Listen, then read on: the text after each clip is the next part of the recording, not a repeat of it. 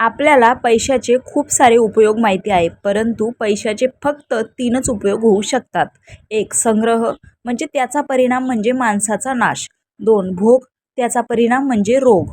3. दान त्याचा परिणाम म्हणजे मानसिक शुद्धीकरण. एक लहान मुलगा भर दुपारी मंदिरासमोरील तापलेल्या रस्त्यावर अनवाणी पायानं फूल विकत होता. लोक घासाघीस करत होते. एका अनोळखी गृहस्थाला त्याची ती अवस्था पाहावली नाही. तो अतिशय खिन्न झाला. तो पळत जवळपासच्या दुकानातून बूट घेऊन आला आणि मुलाला दिले. मुलाने पटकन शूज घातले. त्याला खूप आनंद झाला आणि त्याने त्या मनुष्याचा हात धरून म्हटले, "तू देव आहेस का?" तो माणूस घाबरून म्हणाला, "नाही मुला, मी देव नाहीये."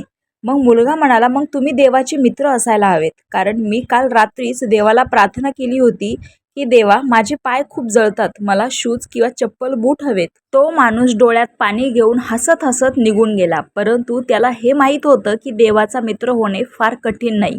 निसर्गाने 2च मार्ग केले आहेत, एक द्या किंवा इथे सोडून जा. सोबत नेण्याची कुठलीही व्यवस्था नाहीये. रामकृष्ण हरी.